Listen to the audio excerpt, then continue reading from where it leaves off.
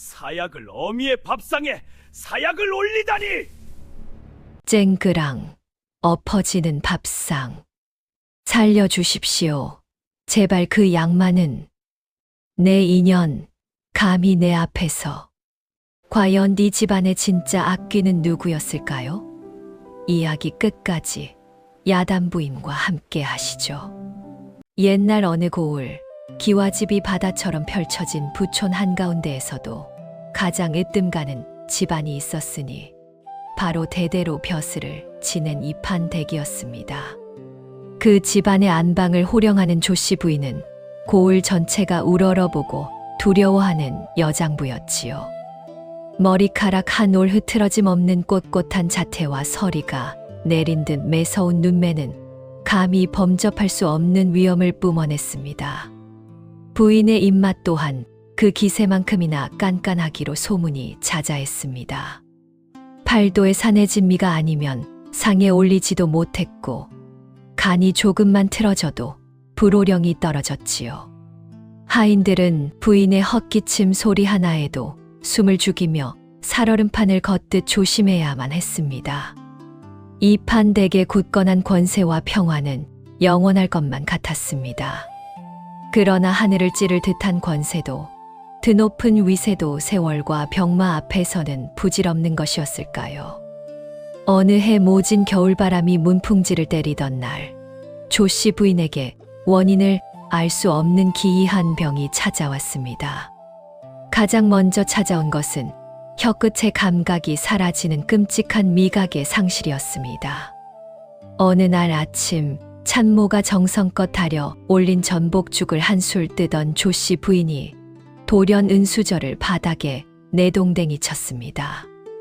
이것이 죽이냐 진흙탕물이냐, 어찌 입안에서 모래알이 씹히고 소태처럼 쓴맛이 난단 말이냐. 부인의 분노 섞인 호통의 방안의 하인들은 바닥에 납작 엎드려 벌벌 떨었지요. 그날부터 부인의 입에는 세상 어떤 귀하고 맛있는 음식도 쓰디쓴 독약이나 썩은 나무 껍질 같은 맛으로 변해버리고 말았습니다. 미각을 잃어버린 고통은 형언할 수 없이 끔찍했습니다. 달콤한 꿀을 머금어도 입안이 타들어가는 듯 쓰라렸고 부드러운 고기를 씹어도 거친 돌을 씹는 것만 같았지요. 허기는 매일같이 뱃속을 예리하게 파고들었지만 도저히 음식을 삼킬 수 없는 괴로움은 이내 걷잡을 수 없는 분노와 신경질로 변했습니다. 매일 아침 저녁으로 화려하게 차려진 밥상이 허공을 날아 마당으로 곤두박질 쳤습니다. 당장 치워라. 나를 굶겨 죽일 작정이냐. 쨍그랑 진귀한 사기 그릇들이 산산조각 나는 소리가 집안에 끊이지 않았지요. 며칠을 굶주린 부인의 볼은 무섭게 패어갔고 꼿꼿했던 몸은 앙상한 나뭇가지처럼 메말라갔습니다. 그 아름답고 위엄 넘치던 안방마님의 자태는 온데간데 없이 사라지고 말았지요. 하지만 진정한 비극은 아직 시작조차 하지 않은 참이었습니다. 음식을 넘기지 못해 하루가 다르게 쇠약해져 가던 조씨 부인의 두 눈에 점차 짙은 안개가 끼기 시작한 것입니다. 방 안이 어찌 이리 어둡단 말이냐. 대낮인데 당장 촛불을 더 밝히지 못할까. 문창호로 눈부신 햇살이 쏟아져 들어오고 있음에도 부인은 허공을 휘저으며 지독한 어둠을 호소했습니다. 눈앞의 사물들이 점차 흐릿하게 뭉개지더니 이내 잿빛으로 변하고 끝내는 칠흑 같은 짙은 어둠 속으로 완전히 가라앉아 버렸지요. 천하를 호령하던 호랑이 같던 안방마님이 하루아침에 빛을 잃고 눈먼 장님이 되어버린 것입니다. 빛을 잃자 부인의 두려움은 극도에 달했습니다. 어둠 속에 갇힌 부인은 누군가 자신을 비웃는 것 같았고 올리는 맹물 한 모금에도 누군가 독을 탔을 것이라며 극도의 의심을 품게 되었지요. 보이지 않는 공포는 부인의 성정을 예전보다 수십 배는 더 표독스럽게 만들었습니다. 조금이라도 발소리가 크게 나면 귀가 따갑도록 욕설을 퍼부었고 탔고 시중을 드는 손길이 닿기만 해도 소스라치며 물건을 집어 던졌습니다. 매질과 폐악을 견디다 못한 하인들은 하나둘 짐을 싸서 밤도망을 쳤지요. 대궐 갔던 이 판댁 안방에서는 이제 귀신이 곡을 하듯 눈먼 노파의 날카로운 비명과 원망 소리만이 밤낮 없이 울려 퍼졌습니다. 그야말로 끔찍한 생지옥이 따로 없었지요. 이 처참한 생지옥 속에서 가장 가슴이 타들어가는 것은 조씨 부인의 외아들 이도령이었습니다. 천성이 곱고 효심이 지극한 이도령은 한양의 명의란 명의는 다 모셔오고 귀하다는 약재를 모조리 달여 올렸지만 의원들은 화병과 도끼가 눈과 혀로 몰렸다며 고개를 저을 뿐이었습니다. 엎어진 약사발 앞에서 어머니의 마른 손을 붙잡고 소리 없이 뜨거운 눈물을 쏟아내던 이도령. 날이 갈수록 기울어가는 가세와 도망치는 하인들을 보며 그는 마침내 뼈를 깎는 결심을 합니다. 어머니를 이대로 돌아가시게 내버려둘 수는 없다. 비록 양반가의 규수는 아닐지언정 지옥 끝에서라도 어머니를 봉양할 며느리를 내 손으로 찾아오리라. 그것이 훗날 천한 신만이의 딸 분이와의 지독하고도 시린 인연의 첫 단추가 될 줄은 꿈에도 모른 채 말입니다. 이도령은 어머니의 병수발을 들며 무너져가는 집안을 건사할 규수를 찾기 위해 백방으로 매파를 보냈습니다.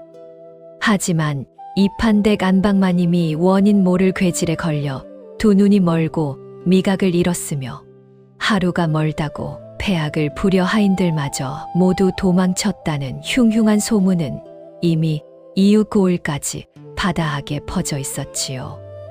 아무리 권세가 드높고 재물이 산처럼 쌓인 명문가라 한들 제 발로 생지옥이나 다름없는 곳에 귀한 딸을 밀어 넣을 부모는 단 한 명도 없었습니다. 번번이 혼담이 깨어지고 문전박대를 당하던 이도령의 가슴에는 시퍼런 멍이 들었고 어머니의 병세는 하루가 다르게 깊어만 갔습니다. 결국 양반가와의 혼인을 포기한 이도령은 신분 고하를 막론하고 어머니를 봉양할 여인을 찾기 위해 험한 산길을 오르기 시작했습니다. 며칠을 헤매다 당도한 깊고 깊은 첩첩산 중 그곳에서 이도령은 평생을 산속에서 약초를 캐며 살아온 늙은 신만이와 그의 외동딸 분이를 만나게 됩니다. 낡고 해진 무명 저고리에 흙먼지가 묻은 남루한 차림새였지만 분이의 두 눈은 깊은 산속의 옹달샘처럼 맑고 고요했습니다. 겉보기엔 그저 가엾고 천한 백성의 딸이었으나 분이에게는 남들이 모르는 특별한 재주가 하나 있었지요.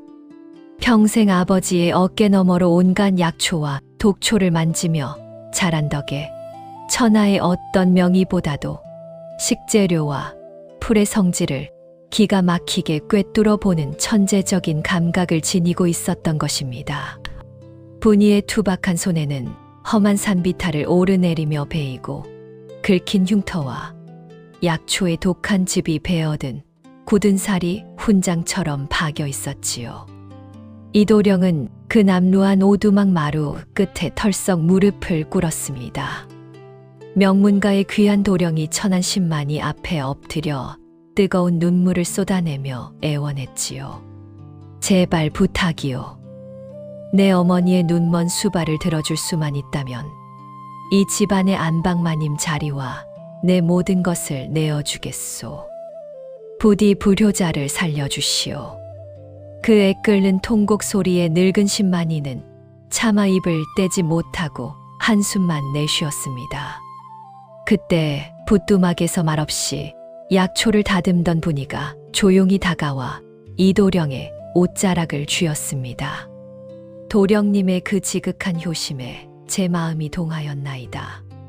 천한 몸이나마 기꺼이 댁으로 들어가 마님을 모시겠나이다. 가난에 허덕이는 늙은 아버지를 편히 모시게 해드리고픈 효심과 이도령의 진심에 감복한 분이의 굳은 결단이었지요. 며칠 뒤 화려한 꽃가마 대신 소박한 평교자의 몸을 실은 분이가 이판 대게 높디 높은 대문을 넘어섰습니다. 고을 사람들이 모두 부러워하던 대궐 같은 기와집이었지만 막상 발을 들여놓은 집안의 공기는 한겨울 서리발처럼 차갑고 음산하기 그지없었습니다. 사람의 온기라고는 찾아볼 수 없이 텅 빈 마당에는 주인을 잃은 낙엽만이 쓸쓸히 뒹굴고 있었지요. 화려한 비단옷으로 갈아입었지만 분이의 마음은 무겁기만 했습니다. 이 거대하고 차가운 감옥 같은 곳에서 과연 자신이 버텨낼 수 있을까? 하지만 분이는 곧게 쥔 주먹에 힘을 주며 입술을 깨물었습니다. 아버지를 위해, 그리고 자신을 믿고 거두어준 남편을 위해 어떤 시련이 닥치더라도 기필코 이겨내리라 다짐하며 무거운 발걸음을 안채로 옮겼습니다. 마침내 안방문이 열리고 눈먼 시어머니 조씨 부인과의 숨 막히는 첫 대면이 이루어졌습니다. 방 안에 들어서자마자 퀴퀴한 양 냄새와 짙은 절망의 기운이 코끝을 찔렀지요.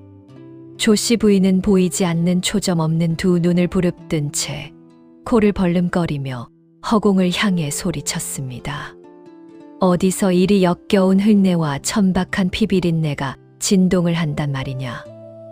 내 아들이 기어이 가문을 시궁창에 처박으려고 백정만도 못한 산 것을 집안에 들였구나. 부인의 입에서는 차마 듣기 힘든 독설과 저주가 폭포수처럼 쏟아져 내렸습니다.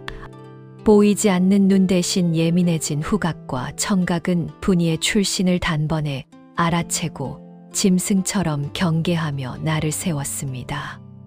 바닥에 놓여있던 빈 약사발이 분이를 향해 맹렬하게 날아와 벽에 부딪혀 산산조각이 났습니다. 내 두 눈이 멀고 혀가 굳었다 한들 내년 같은 천것이 감히 내게 어미 소리를 하게 둘 줄 아느냐. 당장 내 눈앞에서, 아니 내 집안에서 썩 꺼지지 못할까.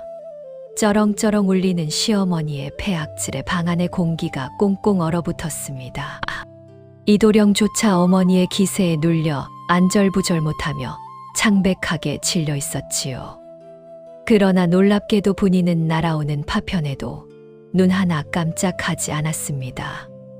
변명 한마디, 원망 섞인 한숨 한 번 내쉬지 않고 그저 묵묵히 차가운 방바닥에 엎드려 이 말을 조아릴 뿐이었습니다. 앞으로 뼈를 깎는 지옥 같은 시집살이가 펼쳐질 서막이었지요.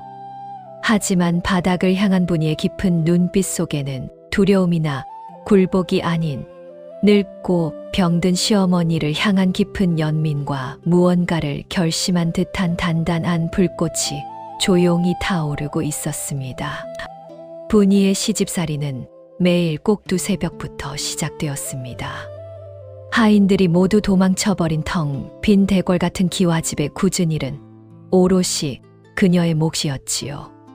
캄캄한 어둠을 뚫고 우물에서 찬물을 길어 올리고 꽁꽁 얼어붙은 장작을 패어 가마솥에 불을 지피는 일상. 천한 10만이의 딸로 태어나 산속에서 거칠게 살아왔다지만 늙고 병든 시어머니의 까다로운 수발과 고된 가사 노동은 어린 분이의 가녀린 어깨를 무겁게 짓눌렀습니다. 한겨울 살을 애듯 차가운 얼음물에 손을 담그면 손등은 금세 벌겋게 달아오르다 못해 툭툭 터져 붉은 피가 배어나오기 일쑤였지요. 하지만 분이는 단 한 번도 신세 한탄을 하거나 소리내어 눈물을 보이지 않았습니다. 그저 묵묵히 거친 손을 입김으로 호호 불며 견뎌낼 뿐이었지요. 분이가 가장공을 들이는 일은 단연 안방마님의 진지를 짓는 것이었습니다. 산속에서 아버지와 함께 수많은 약초와 식재료를 다루며 터득한 천재적인 감각을 총동원했지요. 혹여라도 입맛에 맞으실까 싶어 이도령이 귀하다는 식재료를 구해오면 분이는 그것의 쓴맛과 독성을 완벽히 빼고 부드러운 성질만 남도록 온 정성을 다해 다듬고 끓였습니다. 부뚜막에 매운 연기에 붉어진 눈시울을 훔치면서도 잃어버린 시어머니의 미각을 되살릴 수 있는 맛이 무엇일지 끊임없이 고민하며 밥을 짓고 또 지었지요. 그렇게 정성스레 차려진 밥상을 들고 안방으로 향하는 분이의 발걸음에는 늘 작은 희망과 무거운 긴장감이 교차했습니다. 오늘은 부디 한 술이라도 넘기시기를. 그러나 안방의 문지방을 넘는 순간 분이의 작은 희망은 여지없이 산산조각이 나버렸습니다. 정성껏 끓인 잣죽의 냄새를 맡자마자 조씨 부인의 얼굴은 악귀처럼 일그러졌지요. 이 천박한 것, 내년이 기어이 나를 독살하려고 작정을 하였구나. 어디서 짐승 썩는 내를 풍기는 탕약을 내게 들이미느냐. 부인의 마른 손이 허공을 매섭게 가르며 밥상을 엎어버렸습니다. 와장창 뜨거운 잣죽이 분이의 치맛자락과 방바닥을 뒹굴며 쏟아졌고 귀한 백자 그릇은 산산이 조각났습니다. 눈먼 부인의 폐악질은 매일매일 그 강도를 더해갔고 분이가 피땀 흘려 차려 올리는 밥상은 하루도 빠짐없이 차가운 바닥에 내동댕이 쳐졌습니다. 부인의 독설은 엎어진 밥상보다 더 매섭게 분이의 가슴을 후벼 팠습니다. 백정이나 다름없는 신만이의 여식이라더니 상을 차리는 꼬락서니가 필시독을 품고 어미를 죽이려는 수작이로다. 내 눈이 멀었다 하여 이따위 개밥을 내어오고도 내년이 무사할 줄 아느냐. 끝없이 이어지는 끔찍한 폭언과 저주. 심지어 곁에 있던 지팡이를 휘둘러 분이의 좁은 어깨를 사정없이 내리치기까지 했지요. 이도령이 황급히 뛰어들어 어머니를 말려보았지만 조씨 부인의 광기는 쉽게 가라앉지 않았습니다. 그 끔찍한 아수라장 속에서도 분이는 그저 바닥에 납작 엎드린 채 제 소임이 부족하여 죄송하옵니다 라는 말만 나지막이 반복할 뿐이었습니다. 폭풍이 휩쓸고 간 안방. 분이는 묵묵히 엎어진 음식물을 치우고 깨진 그릇 조각을 맨손으로 주워 담았습니다. 날카로운 사기 조각에 베어 손가락에서 붉은 피가 뚝뚝 떨어졌지만 분이는 아픈 내색조차 하지 않았지요. 문 밖에서 그 참담한 광경을 지켜보던 이도령은 죄책감과 무력감에 주먹을 꽉 쥐고 뜨거운 눈물만 삼켰습니다. 자신을 대신해 지옥 같은 고통을 감내하는 아내를 향한 미안함이 그의 가슴을 갈갈이 찢어놓고 있었지요. 분이는 흘러내리는 피를 거친 치맛자락에 쓱 닦아내고는 어지럽혀진 방바닥을 걸레로 닦으며 소리 없이 부인의 잔기침 소리에 귀를 기울였습니다. 원망보다 연민이 앞서는 지독하게도 착한 심성이었지요. 모두가 잠든 깊은 밤, 차가운 부엌 한 구석에 쭈그려 앉은 분이는 호롱불에 의지에 상처 난 손을 헝겊으로 동여매며 천천히 숨을 골랐습니다. 보통의 여인이라면 억울함에 통곡을 하거나 보짐을 싸서 도망쳤을 법도 한데 분이의 두 눈은 오히려 형형하게 빛나고 있었습니다. 그녀의 시선은 낮에 부인이 내동댕이 쳤던 식재료의 찌꺼기를 향해 있었지요.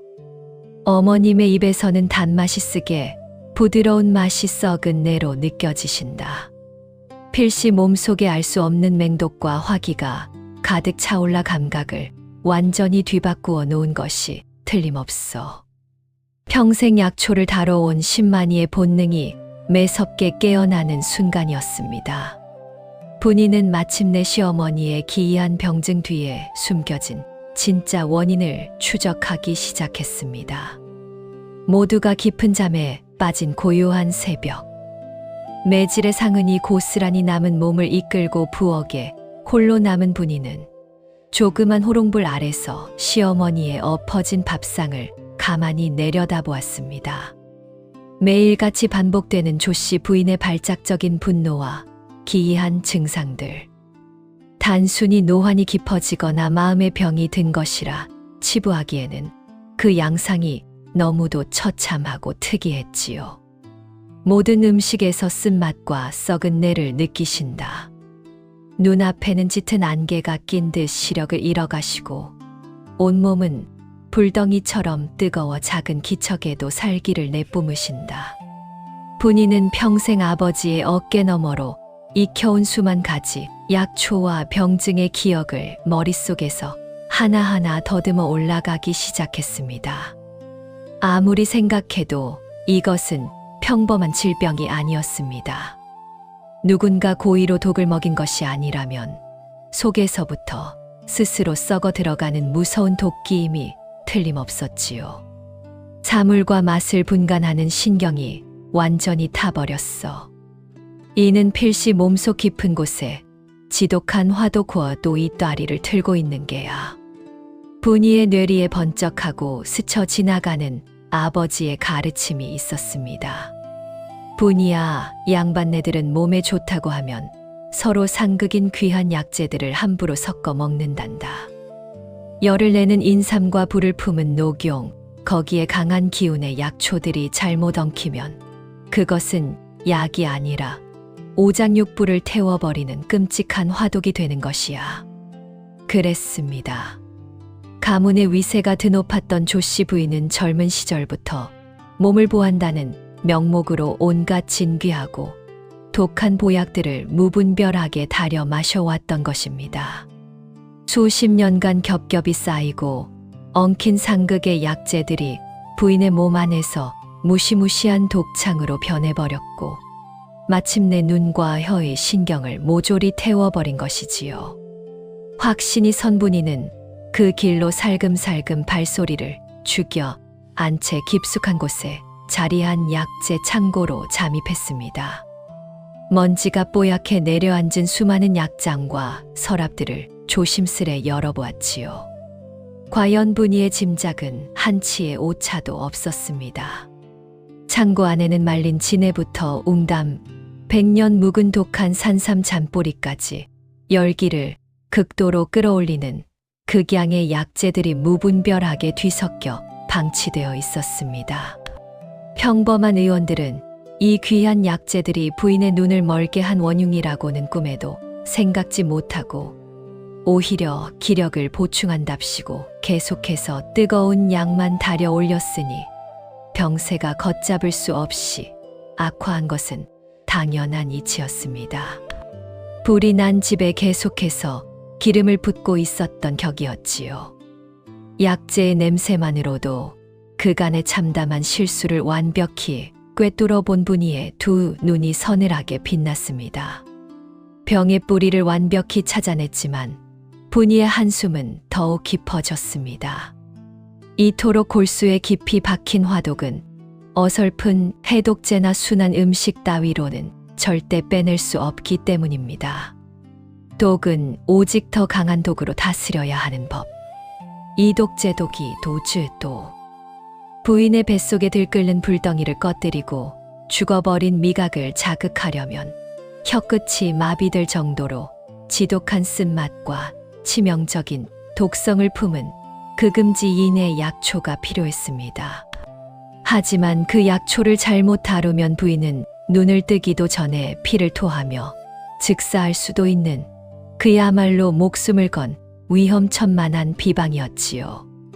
게다가 그 약초는 맹수들이 우글거리는 험악한 천등산 절벽의 음지에만 자라는 흉측한 독초 중의 독초였습니다. 천한 며느리인 자신이 독초를 다려 안방마님을 치료하겠다고 나선다면 미치광이 취급을 받으며 당장 멍석마리를 당해 내쫓길 것이 불보듯 뻔했습니다. 남편인 이도령조차 분이의 말을 믿어주지 않겠지요.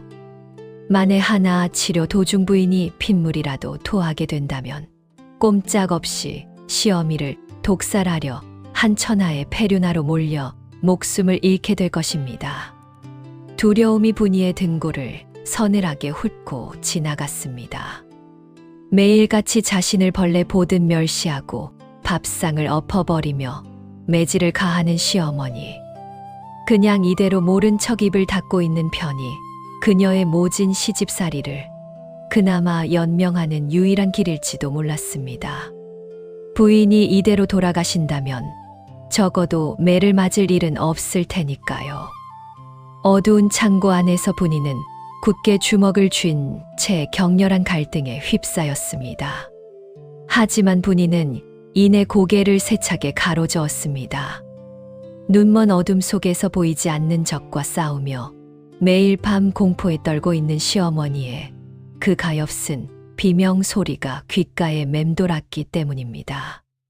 그리고 엎어진 약사발 앞에서 소리 없이 통곡하던 남편 이도령의 눈물이 그녀의 가슴을 때렸습니다.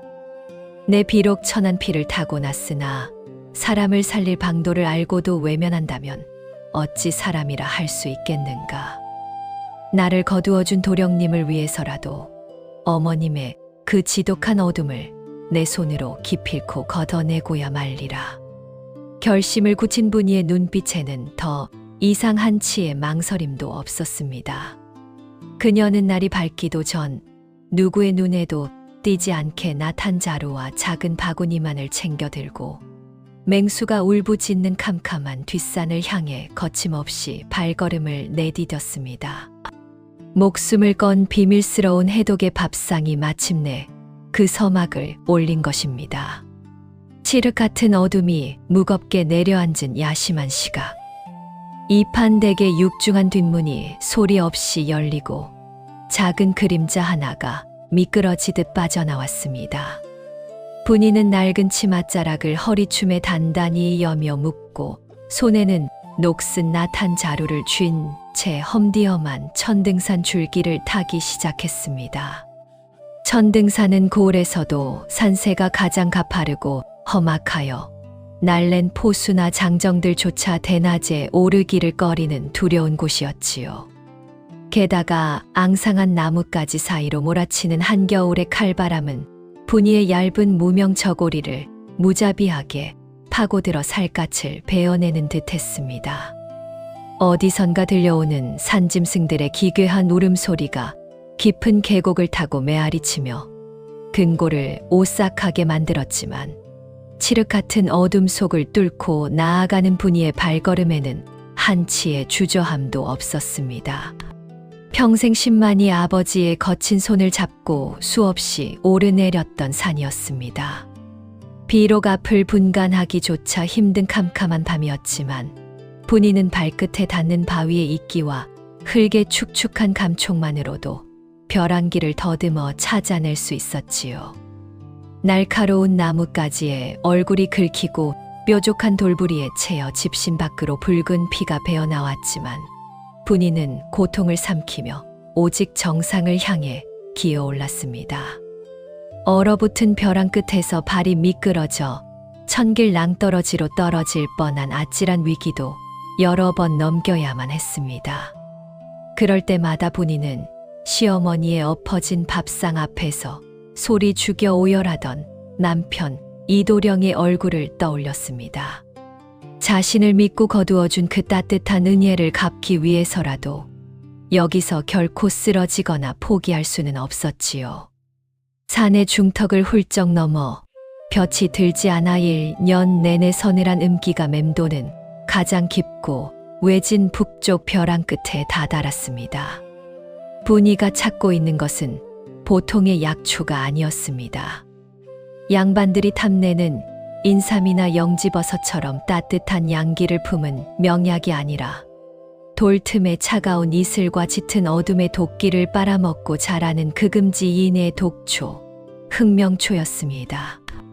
잎사귀가 짐승의 검은 피처럼 붉고 탁하며 줄기를 꺾으면 살갗을 썩게 만드는 지독한 맹독의 진액을 뿜어내는 무시무시한 풀이었지요.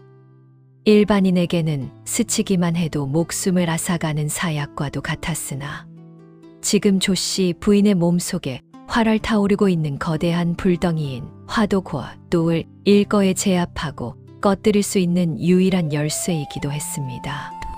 거친 숨을 몰아쉬며 벼랑의 틈새를 살피던 분이의 시선이 마침내 흑명초에 멈춰 섰습니다. 사르르는 찬바람을 맞으며 어둠 속에서도 기괴하게 붉은 빛을 희미하게 뿜어내는 풀잎들. 분이는 가파른 절벽에 몸을 밀착한 채 행여나 낭떠러지 아래로 떨어질세라 한 손으로는 꽁꽁 언 바위 틈을 부서져라 움켜쥐었습니다. 그리고 남은 한 손으로 조심스럽게 낫을 들어 흑명초의 밑동을 파고들었지요. 자칫 낫끝이 미끄러져 독초의 진액이 상처 난 손에 닿기라도 한다면 분이 역시 그 자리에서 목숨을 부지하기 어려운 아찔하고 절박한 순간이었습니다. 이마에는 차가운 겨울 땀방울이 비 오듯 쏟아져 내렸고 숨소리조차 낼 수 없는 극도의 긴장감이 벼랑 끝을 무겁게 감돌았습니다. 마침내 툭 하는 둔탁한 소리와 함께 흑명초의 질긴 뿌리가 뜯겨 나왔습니다. 코를 찌르는 역겨운 피비린내와 쓴내가 훅 끼쳐왔지만 분이는 마치 천하의 제일 가는 보물을 얻은 듯 독초를 조심스레 두꺼운 헝겊에 싸서 품속 가장 깊은 곳에 갈무리했습니다. 목적을 달성한 기쁨도 잠시, 산을 내려오는 길은 올라갈 때보다 배는 더 험난하고 위태로웠습니다. 꽁꽁 얼어붙은 몸은 마음대로 움직여주지 않았고 긴장이 풀린 탓에 다리는 사시나무 떨듯 후들거렸지요. 수백 번도 넘게 넘어지고 굴러 흙투성이가 된 분이의 몸은 이미 성한 곳을 찾아보기가 힘들 정도였습니다. 치맛자락은 갈기갈기 찢겨 나갔고 굳은 살 박인 손에는 핏방울이 맺혀 있었지요. 그러나 품에 안은 독초만은 자신의 체온으로 따뜻하게 감싸 안았습니다. 어스름한 새벽이 밝아오고 먼 동이 틀 무렵 달개 처주름 소리가 이판댁 담장을 넘을 때쯤 흙먼지와 핏자국으로 범벅이 된 작은 그림자가 도둑 고양이처럼 부엌 뒷문으로 은밀히 스며들었습니다. 숨이 턱끝까지 차오르고 온몸의 뼈마디가 끊어질 듯한 고통이 몰려왔지만 분이의 맑은 두 눈동자만큼은 그 어느 때보다 강렬하고 또렷하게 빛나고 있었습니다. 차가운 부뚜막에 엎어져 거친 숨을 고르던 분이는 이내 품속에서 검붉은 빛을 내는 흑명초를 꺼내어 도마 위에 올렸습니다. 이제부터가 진짜 목숨을 건 싸움의 시작이었습니다. 이 맹독의 쓴맛을 완벽하게 감추고 시어머니의 마비된 혀와 타버린 속을 달랠 세상에 단 하나뿐인 해독의 밥상을 차려내야만 했으니까요. 며느리의 위대한 요리가 막을 올리고 있었습니다. 부엌에 홀로 남은 분이는 떨리는 손으로 도마 위에 흑명초를 펼쳐 놓았습니다. 이 맹독의 풀은 자칫 잎사귀 하나, 뿌리 한 가닥만 잘못 섞여도 사람의 목숨을 앗아갈 수 있는 치명적인 독초. 분이는 신만이 아버지에게 배운 비전의 비법을 떠올리며 도끼가 가장 잔뜩 서려 있는 줄기의 심지와 잔뿌리를 작은 칼끝으로 아주 미세하게 도려냈습니다. 숨소리조차 멈춘 채 오직 손끝의 감각에만 의지하여 독을 약으로 바꾸는 아슬아슬한 경계선을 타는 작업이었지요. 산을 타다 상처난 손끝으로 독초의 독한 즙이 스며들어 뼈가 저릿하게 아파왔지만 분이는 입술을 꽉 깨물며 고통을 참아냈습니다. 오직 시어머니의 몸속에 따리를 튼 거대한 화독과 독을 잠재우겠다는 일념 하나뿐이었습니다. 독을 품은 흑명초를 다듬어 낸 분이는 이제 가장 어려운 난관에 봉착했습니다. 아무리 약효가 뛰어나다 한들 이 풀에 끔찍할 만큼 쓰고 역겨운 맛을 감추지 못한다면 조씨 부인은 입에 대기도 전에 상을 엎어버릴 것이 뻔했으니까요. 분이는 부뚜막에 불을 지피고 찬장에 아껴두었던 늙은 호박과 달콤한 감초, 그리고 진을 속에서 자라 서늘한 기운을 품은 연근을 꺼내 들었습니다. 연근의 진액으로 흑명초의 쓴맛을 부드럽게 감싸고 늙은 호박의 묵직한 단맛으로 역겨운 향을 덮어버리려는 속셈이었습니다. 가마솥 안에서 독초와 식재료들이 뜨거운 김을 뿜어내며 섞이기 시작했습니다.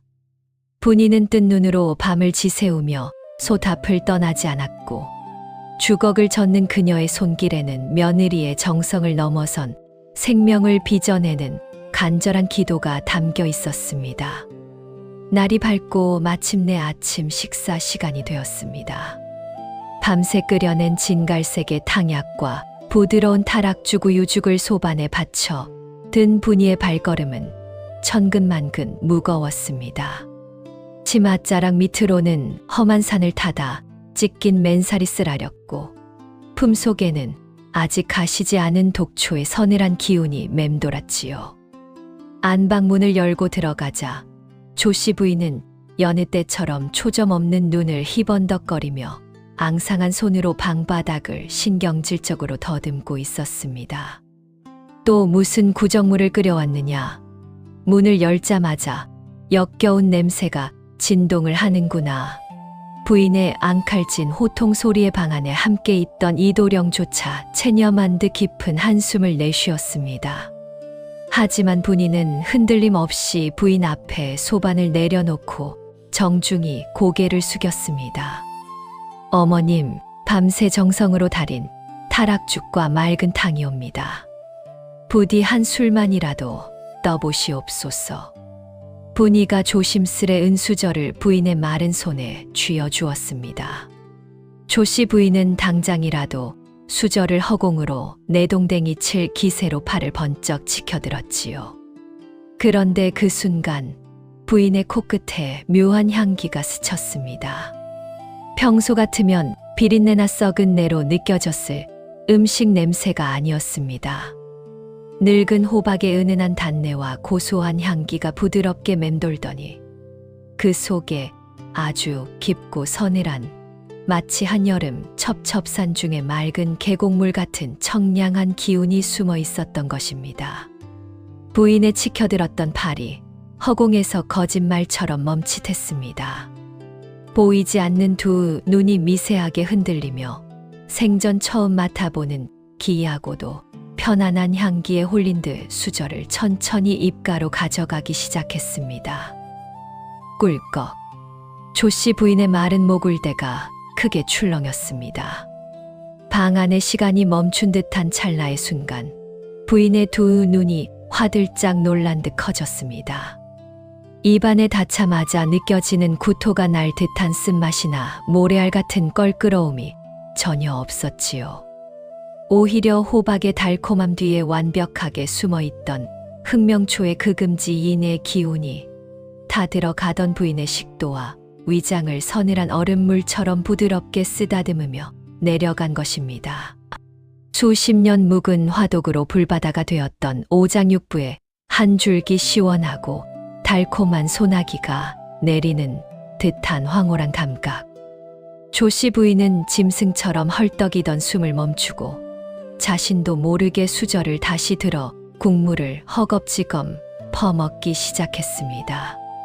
상을 엎지도 욕설을 내뱉지도 않은 채 며칠을 굶주린 사람처럼 그릇 바닥까지 싹싹 긁어 마시는 기적이 일어난 것입니다. 어머님, 그 광경을 지켜보던 이도령은 믿을 수 없는 현실에 두 눈을 비비며 털썩 주저앉아 굵은 눈물을 뚝뚝 흘렸습니다. 몇 달 만에 처음으로 어머니가 자발적으로 음식을 삼키는 모습을 보았기 때문이지요. 집안을 무겁게 짓누르던 절망의 그림자가 걷히는 순간이었습니다. 부인이 마침내 빈 그릇을 내려놓으며 만족스러운 듯 깊은 한숨을 내쉬자 이도령은 분이를 향해 고마움과 벅찬 감동이 뒤섞인 떨리는 눈빛을 보냈습니다. 하지만 분이는 그 어떤 내색도 하지 않은 채 상처로 얼룩진 거친 두 손을 앞치마 밑으로 조용히 감추고 깊이 고개를 숙였습니다. 시어머니의 뱃속에서 맹독성 약초가 묵은 화독과 치열한 전쟁을 시작했다는 사실을 아는 것은 오직 분이 혼자뿐이었습니다. 고요한 부엌의 사투가 마침내 작지만 위대한 첫 번째 승리를 거두는 순간이었습니다. 기적처럼 첫 수를 넘긴 그날 이후 이판댁 안방에는 작지만 분명한 변화가 찾아왔습니다. 매일같이 밥상이 마당으로 날아가고 깨진 사기 그릇, 조각이 뒹굴던 아수라장은 자취를 감추었지요. 조씨 부인은 분이가 아침 저녁으로 끓여올리는 비밀의 탕약과 죽만큼은 한 방울도 남기지 않고 바닥까지 싹싹 긁어 비워냈습니다. 극음지 인의 독초인 흑명초가 부인의 오장육부에 들끓던 거대한 화기를 조금씩 그러나 확실하게 억누르고 있었던 것입니다.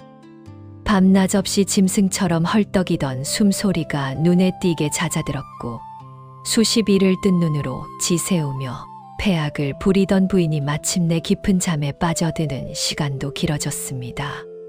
바싹 말라 잿빛이었던 부인의 뺨에도 아주 희미하게 남아 핏기가 돌기 시작했지요. 지옥 같던 집안에 드디어 한 줄기 빛이 스며드는 듯했습니다. 아내의 정성 덕에 어머니가 차도를 보이자 이도령의 가슴에는 벅찬 감동이 밀려왔습니다. 그는 틈이 날 때마다 분이의 거친 손을 어루만지며 고마움의 눈물을 흘렸습니다. 부인 고맙소. 정말 고맙소. 부인의 지극한 정성이 하늘을 감동시킨 게요. 하지만 이도령의 따뜻한 위로와는 달리 안방의 공기는 여전히 살얼음판이었습니다. 몸속에 화독이 가라앉아 기력은 회복되었으나 두 눈은 여전히 짙은 어둠 속에 갇혀 있었기 때문이지요. 게다가 배를 불린 부인의 꼿꼿하고 오만한 양반가의 자존심이 다시금 고개를 쳐들기 시작했습니다. 시력을 잃은 공포와 분노는 고스란히 며느리인 분이를 향한 끔찍한 독설과 멸시로 모습을 바꾸어 터져 나왔습니다. 기력이 솟아날수록 부인의 호통 소리는 오히려 더욱 우렁차게 안방을 울렸지요. 내 인연, 내가 몇 술 떠주었다고 기고만장해진 것이냐. 밥알은 모래알 같고 탕에서는 썩은 풀내가 진동을 하는데 내가 죽지 못해 억지로 삼키는 것을 모른단 말이냐. 바닥까지 비워낸 빈 그릇을 분이의 얼굴을 향해 집어 던지며 조씨 부인이 악을 썼습니다.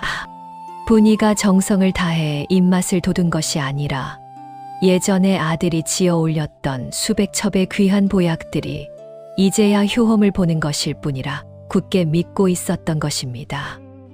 어디서 천박한 신만이 피를 물려받은 것이 감히 매 며느리 행세를 하려 들어 내년 몸에서 나는 산짐승 냄새가 역겨우니 당장 내 눈앞에서 아니 내 방에서 썩 물러가라.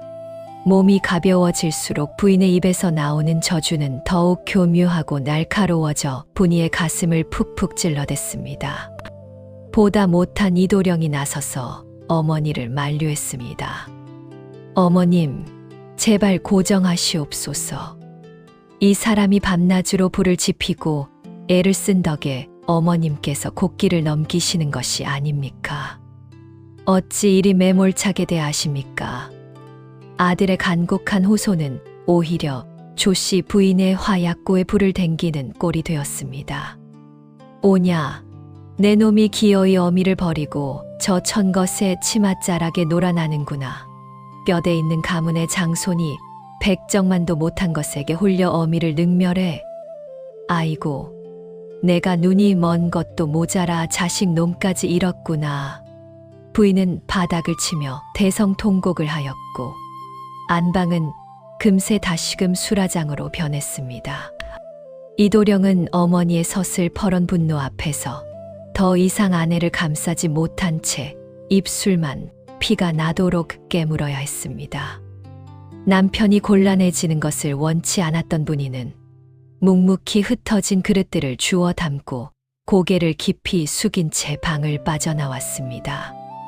모진 독설의 배인 상처는 흑명초의 맹독보다 더 쓰라리게 분이의 마음을 파고들었지만 그녀는 치맛자락을 움켜쥐며 차오르는 눈물을 꾹 참아냈습니다. 매일 밤 남몰래 험한 산을 올라 독초를 캐고 잠을 쫓아가며 불 앞에서 사투를 벌이는 고통스러운 시간들. 손가락은 독초의 진액에 짓물러 성한 곳이 없었고 잠이 부족해 몸은 솜사탕처럼 허물어질 듯 했습니다. 이렇게까지 자신의 뼈를 깎아 살려내고 있는데 돌아오는 것은 짐승 취급과 독설뿐이라니. 한순간 서러움이 북받쳐 올랐지만 분이는 시어머니의 뺨에 돌기 시작한 생기를 떠올리며 다시금 마음을 다잡았습니다. 그래, 독이 퍼지고 있다는 증거야. 화독어두과 흑명초의 냉기가 몸속에서 맹렬하게 부딪히고 있으니 기력은 돌되 신경은 더욱 날카로워지시는 게 당연해. 분이는 어두운 부엌으로 돌아와 남은 독초의 뿌리를 서늘한 눈빛으로 내려다보았습니다. 약초꾼의 딸로서 분이는 잘 알고 있었습니다. 오장육부의 열기가 가라앉고 나면 마비되었던 시신경과 혀의 감각이 깨어나는 마지막 관문이 남아있다는 것을. 그리고 그 관문은 몸속의 묵은 피와 독기를 한꺼번에 쏟아내는 끔찍하고도 고통스러운 명현 현상을 반드시 동반한다는 사실을 말입니다. 곧 안방마님이 피를 토하며 쓰러질 그 절체절명의 순간이 다가오고 있었습니다. 폭풍전야의 고요함 속에서 분이는 부들부들 떨리는 손을 부여잡고 마지막이 될지도 모를 지독한 탕약을 묵묵히 다리기 시작했습니다. 어느덧 매서운 겨울바람이 잦아들고 이판댁 앞마당에도 희미한 봄 기운이 스며들기 시작했습니다. 하지만 집안을 짓누르는 긴장감은 한겨울의 얼음장보다 더 차갑고 팽팽하게 당겨져 있었지요. 밤마다 천등산의 험한 절벽을 오르내리며 흑명초를 캐어 오던 분이의 체력은 이미 한계에 다다르고 있었습니다. 무명 저고리 속 앙상해진 어깨와 상처투성이인 두 손은 그녀가 얼마나 지독한 사투를 벌여왔는지를 고스란히 보여주고 있었지요. 남편 이도령은 밤낮 없이 솥단지 앞을 떠나지 않는 아내의 야윈 얼굴을 보며 가슴 아파했지만 분이가 끓여내는 그 신비한 탕약의 진짜 정체가 치명적인 맹독초라는 사실은 꿈에도 알지 못했습니다. 분이는 그저 애써 웃음 지으며 피고름이 맺힌 손을 앞치마 밑으로 꽁꽁 숨길 뿐이었습니다. 약초꾼의 딸인 분이는 본능적으로 직감하고 있었습니다. 이제 곧 시어머니 조씨 부인의 몸속에서 거대한 폭풍이 몰아칠 것이라는 사실을 말입니다. 수십 년간 겹겹이 쌓여 시신경을 태워버린 뜨거운 화독화두과 그것을 억누르기 위해 투입된 흑명초의 지독한 냉기가 마침내 오장육부 깊은 곳에서 최후의 격돌을 앞두고 있었기 때문입니다. 죽은 신경이 다시 살아나고 막혔던 혈이 뚫리는 그 찰나의 순간, 환자는 마치 온몸의 뼈가 부서지고 내장이 뒤틀리는 듯한 끔찍한 고통을 겪게 됩니다. 의술에서는 이를 막힌 기운이 터져 나오며 병이 낫기 직전에 나타나는 극심한 고통, 즉 명현민슈한 현상이라 불렀지요. 분이는 다가올 그 무서운 폭풍전야의 고요함 속에서 남몰래 식은땀을 닦아내야만 했습니다. 아니나 다를까 며칠 전부터 조씨 부인의 증세는 눈에 띄게 기이해지기 시작했습니다. 식욕을 되찾고 잠자리가 편안해졌던 부인이 돌연 머리가 깨질 듯한 두통을 호소하며 밤새 비명을 질러댔습니다. 아이고, 내 머리야. 눈알이 불에 타는 것처럼 뜨겁고 따갑구나. 내년이 내게 무슨 몹쓸 짓을 한 것이냐. 부인은 허공을 향해 손톱을 세우며 분이를 향해 또다시 패악을 부렸지요. 하지만 분이는 그 저주 섞인 비명소리를 들으며 속으로 깊은 안도의 한숨을 내쉬었습니다. 그것은 저주가 아니라 불타버려 잿더미가 되었던 시신경이 흑명초의 기운을 받아 기적처럼 다시 깨어나고 있다는 명백한 증거였으니까요. 고통이 심할수록 빛을 되찾을 날이 머지않았다는 뜻이었습니다. 마침내 결단의 아침이 밝았습니다. 분이는 부뚜막에 서서 지금까지 다려온 것 중 가장 진하고 독한 마지막 탕약을 준비하고 있었습니다. 마지막 남은 흑명초의 핵심 뿌리를 아낌없이 털어넣은 이 한 사발은 부인의 몸속에 남은 화독의 잔재를 단번에 뿌리 뽑을 가장 강력하고 치명적인 해독제였지요. 짙은 흑갈색의 탕약이 끓어오르며 풍기는 쌉싸름하고도 서늘한 냄새가 텅 빈 부엌을 묵직하게 채웠습니다. 주걱을 젓는 분이의 손끝이 파르르 떨렸습니다.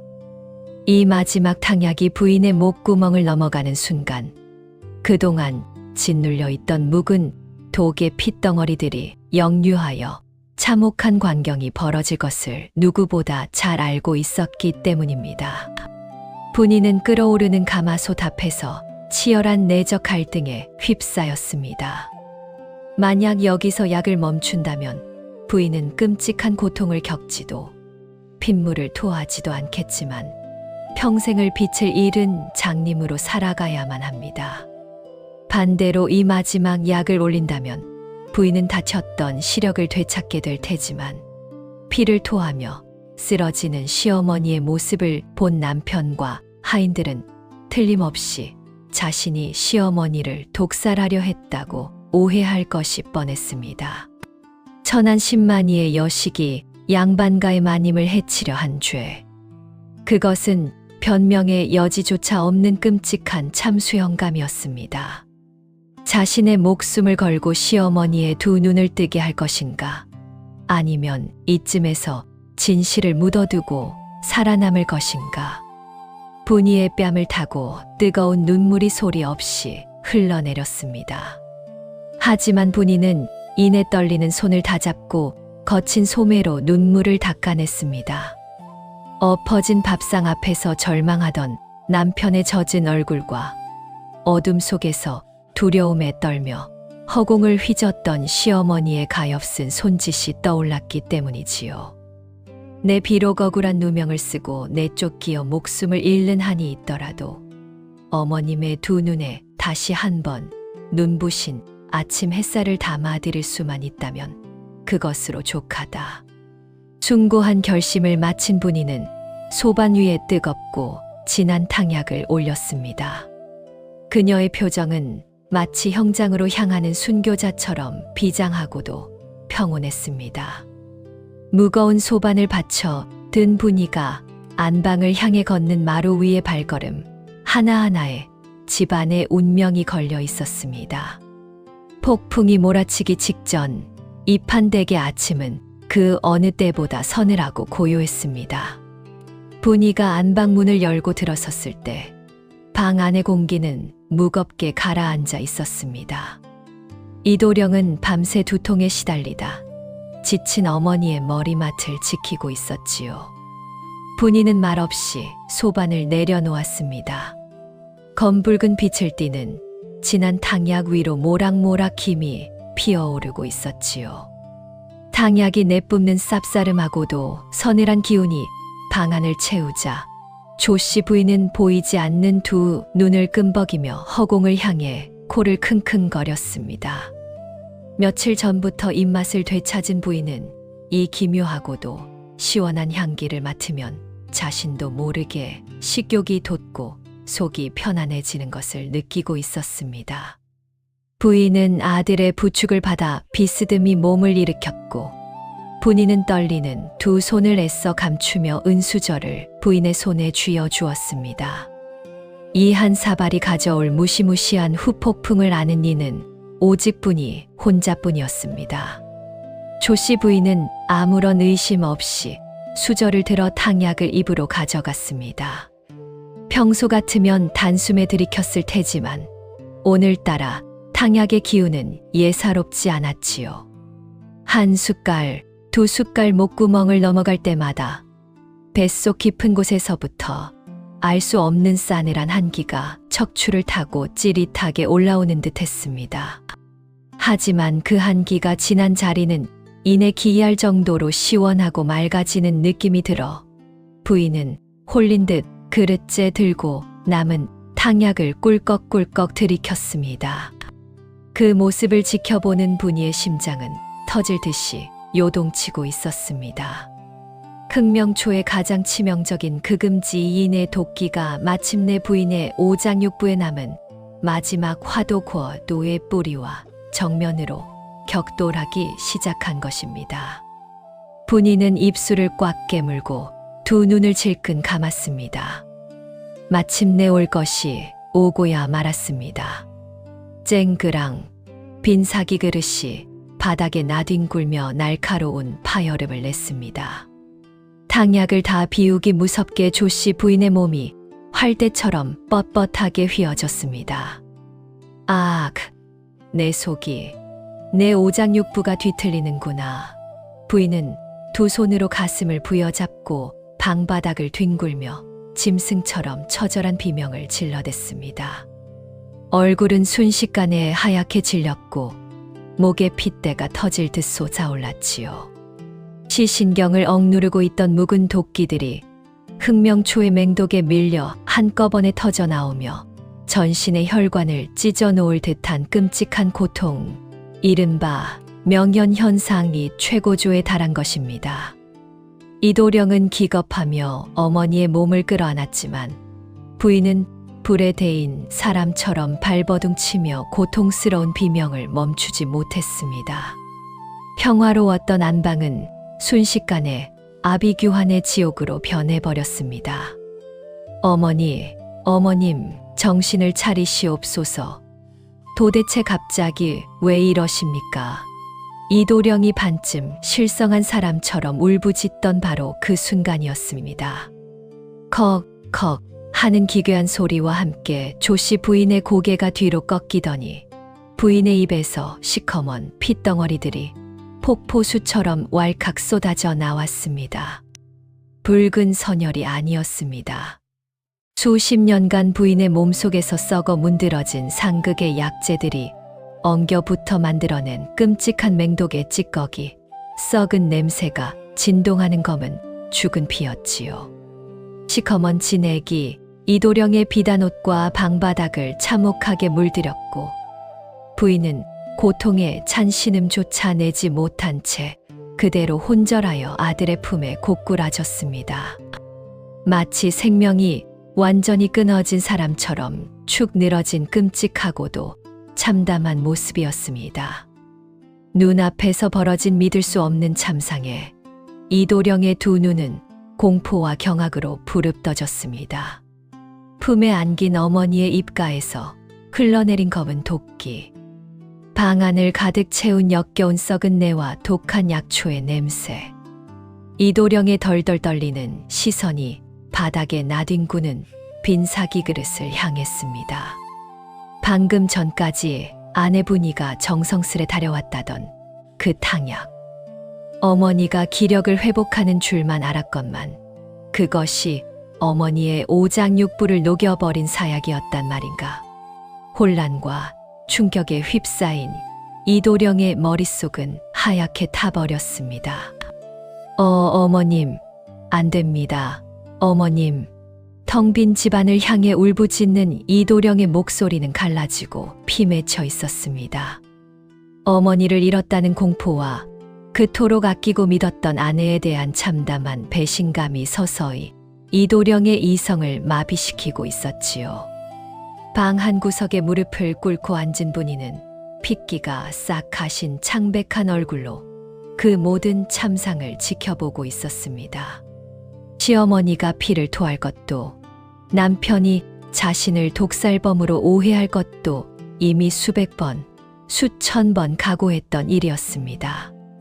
하지만 막상 검은 피를 토하며 숨이 넘어가는 시어머니와 하늘이 무너진 듯 오열하는 남편의 모습을 마주하자 억장이 무너져 내리는 듯한 슬픔은 감출 길이 없었지요. 도령님, 죄송합니다. 이 끔찍한 고통의 강을 건너야만 어머님께서 빛을 보실 수 있사옵니다. 분이는 차마 입 밖으로 내지 못한 말을 가슴속으로 수없이 삼키며 피가 나도록 꽉 쥔 주먹을 부들부들 떨었습니다. 남편의 핏발선 원망의 눈초리가 마침내 분이를 향해 비수처럼 꽂히는 순간에도 그녀는 변명 한마디 하지 않고 고개를 깊이 숙였습니다. 마침내 잔인하고도 슬픈 파국이 분이를 덮쳐왔습니다. 어머니를 끌어안은 이도령의 두 손은 왈칵 쏟아져 내린 시커먼 피로 참혹하게 물들어 있었습니다. 숨조차 제대로 쉬지 못하고 축 늘어진 조씨 부인의 창백한 얼굴을 보며 이도령은 짐승처럼 울부짖었습니다.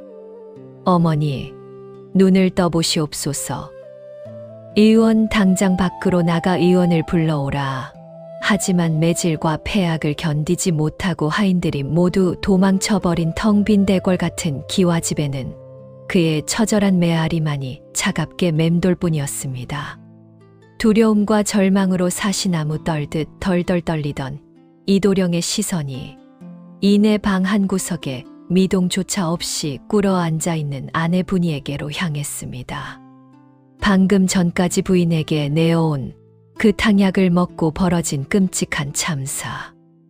이도령의 머릿속에 지독한 의심의 싹이 트기 시작했습니다. 방금 전까지 분이가 정성껏 다려왔다며 매민 그 진한 탕약. 그것을 삼키자마자 어머니의 오장육부가 뒤틀리며 피를 토한 것이 아닙니까? 이도령의 애끓는 슬픔은 순식간에 시퍼런 의심과 걷잡을 수 없는 분노로 뒤바뀌기 시작했습니다. 네, 내년이. 도대체 어머님께 무슨 짓을 한 것이냐? 방금 먹인 그 탕약에 대체 무엇을 넣었단 말이냐? 피를 토하듯 쏟아내는 남편의 추궁에도 분이는 그저 창백하게 질린 얼굴로 입술만 꽉 깨물 뿐이었습니다. 부인의 오장육부에 쌓인 화독을 몰아내는 명연현상이라 진실을 설명한들 검은 피를 토하고 숨이 넘어가는 시어머니 앞에서 그 말이 온전히 들릴 미만무했기 때문입니다. 변명조차 하지 않고 바닥에 납작 엎드린 채 침묵을 지키는 아내의 모습은 이성을 잃은 이도령의 눈에 명백한 죄책감이자 독살의 증거로 비쳤습니다. 말을 해보라. 내 어머니가 그리도 미웠더냐. 아무리 시어미의 핍박이 심했다 한들 어찌 사람의 탈을 쓰고 시어미를 독살하려 든단 말이냐. 이도령은 분노를 참지 못하고 벌떡 일어나 안방문을 박차고 나갔습니다. 그는 어머니가 마신 그 기이한 탕약의 정체를 직접 두 눈으로 확인하기 위해 미친 사람처럼 부엌을 향해 돌진했습니다. 눈먼 어머니를 살려보겠다고 천한신만이의 여식을 안방에 들인 자신의 뼈저린 어리석음을 원망하고 또 저주하면서 말입니다. 얼음장처럼 차가운 부엌에 뛰어든 이도령은 닥치는 대로 가마솥 뚜껑을 열어젖히고 찬장을 뒤엎기 시작했습니다. 와장창 그릇들이 깨지고 아궁이에 뽀얀 재가 사방으로 흩날렸습니다.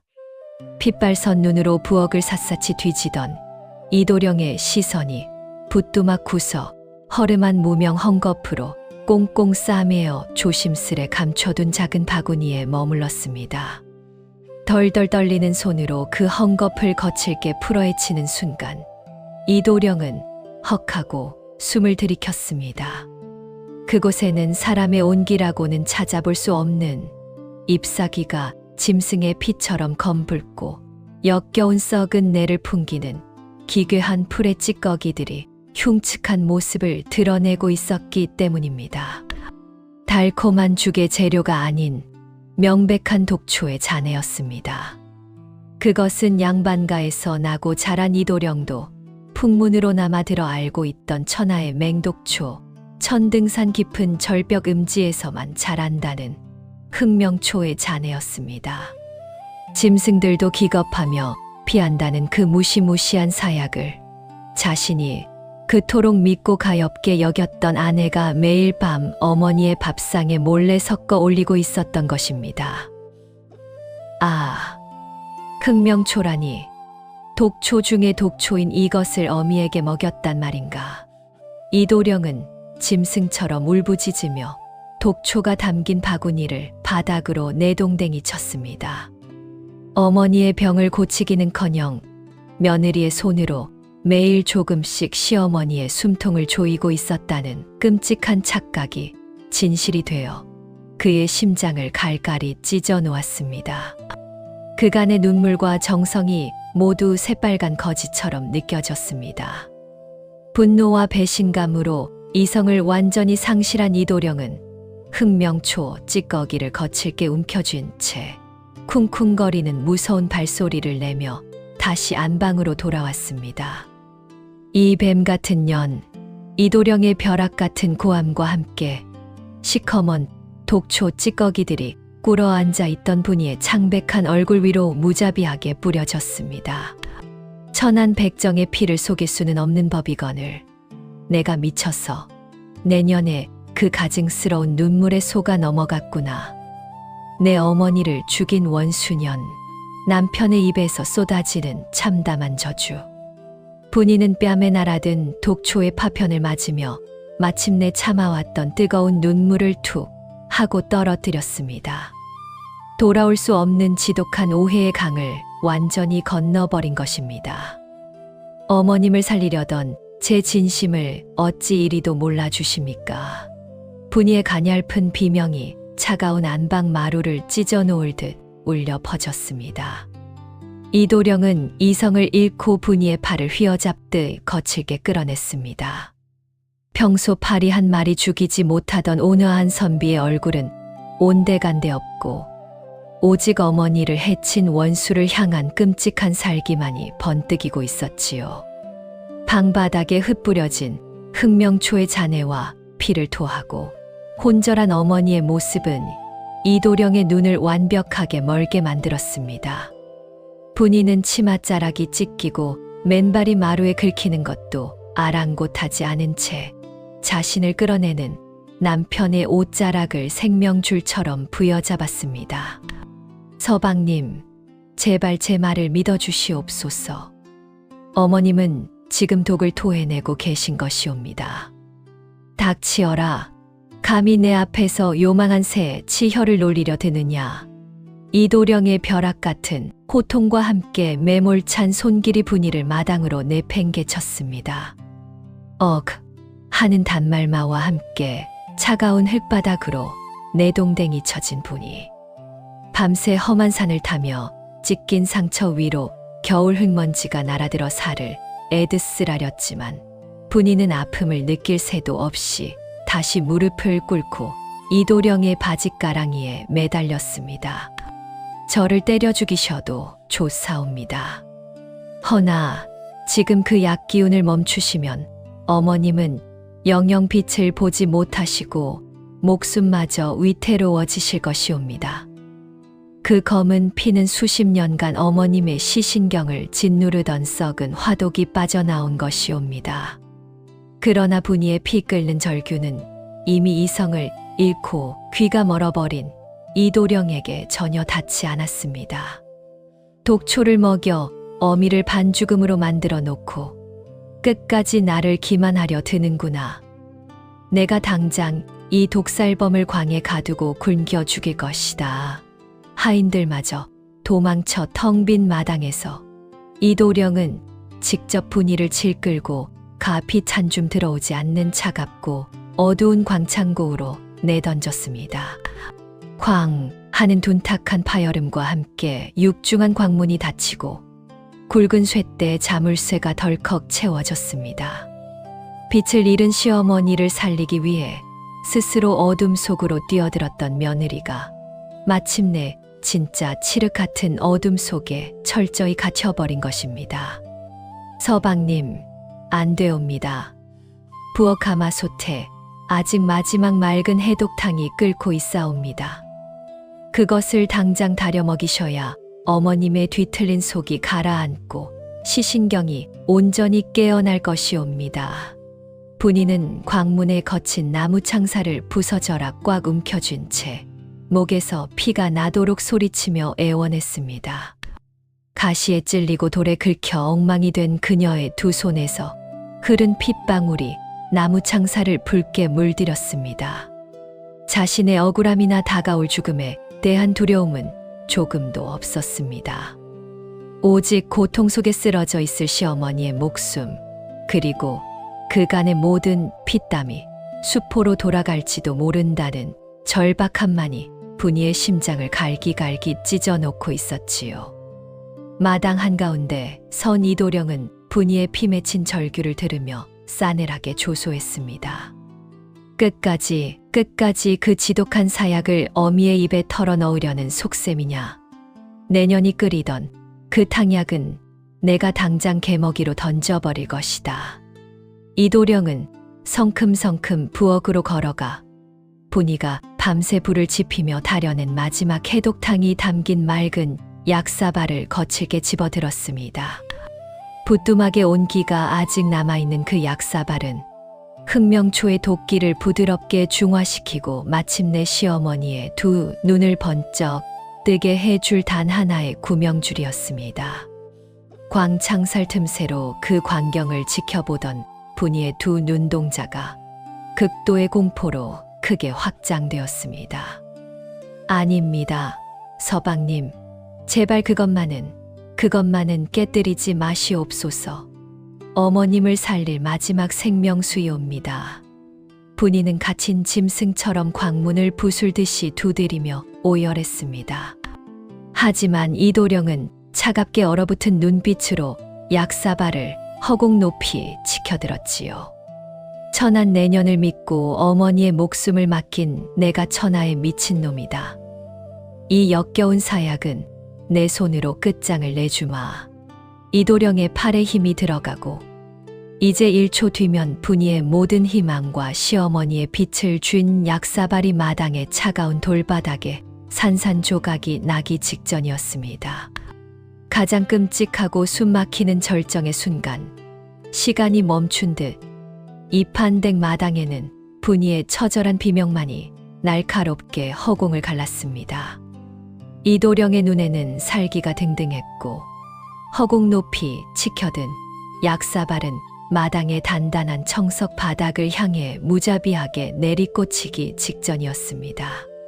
차가운 광 안에서 그 끔찍한 찰나를 지켜보던 분이의 찢어질 듯한 비명조차 허공을 맴돌다 흩어졌지요. 이제 끝이구나. 어머님의 두 눈을 영영 띄어드리지 못하고 내 목숨마저 이 차가운 광 안에서 쓰러져 가겠구나. 모든 희망을 잃어버린 분이가 두 눈을 질끈 감으며 바닥에 무너져 내린 바로 그 순간이었습니다. 쨍그랑 하고 사기 그릇이 산산조각 나야 할 타이밍에 이판댁 마당에는 기괴할 정도로 무거운 정적이 내려앉았습니다. 그리고 그 정적을 찢어발기며 안방 쪽에서 믿을 수 없는 목소리가 날카롭게 허공을 갈랐습니다. 그 손, 당장 멈추지 못할까? 쇳소리가 섞여 갈라져 있었지만 그것은 틀림없이 시커먼 피를 토하고 혼절했던 조씨 부인의 벼락 같은 호통 소리였습니다. 허공을 가르던 이도령의 팔이 마치 벼락을 맞은 듯 뻣뻣하게 굳어버렸습니다. 손에 쥐었던 약사발이 바닥으로 아슬아슬하게 떨어질 뻔했으나 혼비백산한 이도령은 엉겁결에 그릇을 부여잡은 채 덜덜 떨리는 고개를 천천히 안방 쪽으로 돌렸습니다. 그곳에는 방금 전까지 사경을 헤매며 아들의 품에 축 늘어져 있던 어머니가 도저히 믿을 수 없는 모습으로 마루 끝에 서 있었습니다. 굳게 닫혀있던 안방의 문창호를 제 손으로 스르륵 열고 조씨 부인이 당당히 걸어 나온 것입니다. 비록 며칠을 알아누운 탓에 몸은 수척해졌고 옷자락은 참혹했지만 부인이 뿜어내는 기세만큼은 예전 이판댁 안방마님의 위엄을 고스란히 간직하고 있었습니다. 아니, 그보다 더욱 경이로운 것은 부인의 얼굴이었습니다. 매일 밤 고통으로 일그러져 있던 미간은 평온하게 펴져 있었고 무엇보다 잿빛 안개로 뒤덮여 짐승처럼 초점 없이 허공을 헤매던 두 눈동자가 기적처럼 맑고 영롱한 빛을 띠고 있었던 것입니다. 부인의 두 눈은 분명히 아들 이도령의 굳은 얼굴과 그의 손에 들린 약사발을 정확하게 응시하고 있었습니다. 어머님, 깨어나셨습니까? 이도령은 손에 쥐고 있던 약사발을 땅바닥에 조심스레 내려놓고 미친 듯이 달려가 마루 아래에 엎드렸습니다. 어머님, 제 얼굴이, 제 모습이 보이시옵니까? 이도령의 절규에 가까운 외침에 조씨 부인은 천천히 고개를 숙여 발밑에 엎드린 아들의 정수리를 내려다보았습니다. 그리고 주름진 손을 가늘게 떨며 아들의 뺨을 어루만졌습니다. 내 아들아, 이 못난 어미가 내 얼굴을 다시 보게 되었구나. 눈부신 햇살도 마당의 흙먼지도 이 어미의 두 눈에 똑똑히 담기는구나. 수십 년 묵은 화독이 흑명초의 맹독과 부딪혀 시커먼 피로 모두 빠져나간 순간 꽉 막혀 있던 시신경이 마법처럼 뚫리고 타버렸던 감각이 거짓말처럼 되살아난 것입니다. 장님이 되어 짐승처럼 울부짖던 긴 어둠의 시간이 끝나고 마침내 찬란한 광명이 찾아온 기적의 순간이었지요. 이도령은 어머니의 치맛자락을 부여잡고 목 놓아 엉엉 울었습니다. 하늘이 도우셨습니다. 하늘이 어머님을 굽어 살피시어 이 불효자의 기도를 들어주셨사옵니다. 하지만 아들의 오열을 듣고 있던 조씨 부인의 시선은 아들이 아닌 굳게 자물쇠가 채워진 차가운 광문을 향해 고정되어 있었습니다. 부인의 맑아진 눈시울이 이내 붉게 달아오르더니 뜨거운 눈물이 뺨을 타고 쉴 새 없이 흘러내리기 시작했습니다. 하늘이 도운 것이 아니다. 이 미련한 놈아. 조씨 부인은 마루를 짚고 비틀거리며 마당으로 내려섰습니다. 나를 살린 것은 하늘이 아니라 바로 저 캄캄한 광 속에 갇힌 내 며느리 분이의 피땀이다. 부인의 벼락 같은 호통에 이도령은 뒤통수를 얻어맞은 뜬멍한 표정으로 굳어버렸습니다. 어머니를 독살하려던 악귀인 줄로만 알았던 아내가 사실은 어머니의 두 눈을 뜨게 만든 유일한 은인이었다는 사실이 망치처럼 그의 머리를 강타했습니다. 내 이놈, 무엇들 하고 섰느냐? 당장 저 쇳대를 부수지 못할까? 내 목숨을 구한 은인이자 내 소중한 며느리를 당장 이 어미 눈앞에 데려오란 말이다. 천하를 호령하던 시어머니의 목소리에 담긴 것은 며느리를 향한 깊은 회한과 뼈저린 참회의 통곡이었습니다. 마침내 두꺼운 오해의 장벽이 산산이 무너져 내리는 순간이었습니다. 이도령은 벼락을 맞은 사람처럼 정신을 차리고 마당 한 구석에 놓인 도끼를 집어들었습니다. 쾅, 쾅, 미친 듯이 자물쇠를 내리치는 그의 두 손은 후회와 자책으로 사시나무 떨듯 떨리고 있었지요. 마침내 굵은 쇳대가 부서지고 빛 한 줌 들지 않던 광문이 활짝 열렸습니다. 퀴퀴한 먼지 속 차가운 흙바닥에 웅크린 채 가쁘게 숨을 몰아쉬는 분이의 모습이 드러났습니다. 헝클어진 머리카락과 찢겨나간 치맛자락, 그리고 광창살을 부여잡느라 피투성이가 된 두 손. 시어머니를 살리기 위해 자신의 모든 것을 내던진 바보스러울 만치 숭고한 며느리의 처참한 몰골이었지요. 빛을 향해 힘겹게 고개를 드는 분이의 얼굴 위로 따스한 아침 햇살이 쏟아져 내렸습니다. 조씨 부인은 아들의 부축조차 뿌리치고 비틀거리며 광 안으로 뛰어들었습니다. 평생 고개 한 번 숙인 적 없던 오만한 양반가의 안방마님이 천한신만이 출신의 며느리 앞에 털썩 무릎을 꿇은 것입니다. 아가, 내 가엾은 아가. 부인은 분이의 그 끔찍하게 상한 두 손을 자신의 주름진 뺨에 비비며 목 놓아 통곡했습니다. 이 못난 어미가 눈이 멀고 마음마저 멀어 너를 알아보지 못하였구나. 내가 매일 밤 그 험한 산을 넘어 독초를 캐오고 내 뱃속의 화독을 빼내려 내 피를 말리고 있었거늘 어찌 나를 원망 한마디 없이 살려냈단 말이냐. 참회와 자책이 뒤섞인 시어머니의 오열이 광 안을 가득 채웠습니다. 사실 부인은 명현현상으로 사경을 헤매던 그 끔찍한 고통 속에서 아주 희미하게 빛이 스며드는 것을 느꼈습니다. 시력이 갓 돌아오기 시작한 그 흐릿한 시야 속에서 부인이 가장 먼저 본 것은 방구석에 무릎을 꿇고 앉아 피눈물을 삼키며 자신을 위해 기도하던 분이의 뒷모습이었습니다. 흑명초의 맹독이 오장육부를 뒤집어 놓는 고통 속에서도 부인은 마침내 깨달았던 것입니다. 그토록 역겹다고 내동댕이 쳤던 탕약들이 실은 자신을 살리려는 며느리의 살점과도 같은 정성이었음을 말입니다. 그제야 모든 진실을 깨달은 이도령 역시 땅바닥에 이마를 찌으며 오열했습니다. 부인, 내가 짐승만도 못한 놈이요. 부인의 그 깊은 뜻도 모르고 독살범으로 모라광에 가두다니. 나를 죽여주시오. 남편과 시어머니의 뼈저린 참회와 통곡 소리가 이 판댁 마당을 가득 채웠습니다. 하지만 분이는 원망 섞인 눈물 대신 환하고 맑은 미소를 지으며 시어머니와 남편의 손을 따뜻하게 마주 잡았습니다. 어머님, 서방님, 소녀는 참으로 기쁘옵니다. 어머님께서 이리 맑은 두 눈으로 저를 바라봐 주시니 그간의 고단함이 봄눈 녹듯 사라지옵니다. 기적처럼 맺어진 세 사람의 진심 어린 포옹.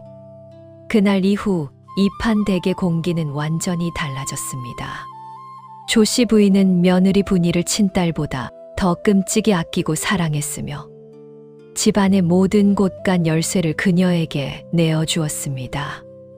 이도령 역시 아내를 하늘처럼 떠받들며 평생을 존중했지요. 분이의 천재적인 약초 지식과 요리 솜씨는 고을 전체에 소문이 났고 가난하고 병든 백성들을 거두며 이판댁은 전보다 더 큰 칭송과 존경을 받는 뼈대 있는 가문으로 우뚝 서게 되었습니다. 진을 속에서 피어난 연꽃 같은 며느리가 죽어가던 집안을 완벽하게 살려낸 것입니다. 겉모습과 출신만으로 사람을 판단하던 어리석음은 지극한 정성 앞에서 산산이 부서졌고 맹독보다 독했던 시어머니의 마음을 녹인 것은 결국 며느리의 변치 않는 따뜻한 사랑이었습니다. 밤이 깊어갈수록 더욱 재미있는 이야기. 야단 부인이 준비한 오늘의 이야기는 여기까지입니다. 여러분, 세상에서 가장 무서운 병은 눈이 머는 것이 아니라 사람의 진심을 보지 못하고 편견에 갇히는 마음의 병이 아닐까요? 오늘 밤 우리 곁에 있는 소중한 사람들의 진심을 다시 한번 들여다보는 따뜻한 시간이 되시기를 바랍니다. 이야기가 즐거우셨다면 구독과 좋아요, 알림 설정 부탁드리며 저 야단 부인은 다음 이 시간에 더 쫄깃하고 감동적인 조선의 옛 이야기로 찾아뵙겠습니다. 편안한 밤 보내세요.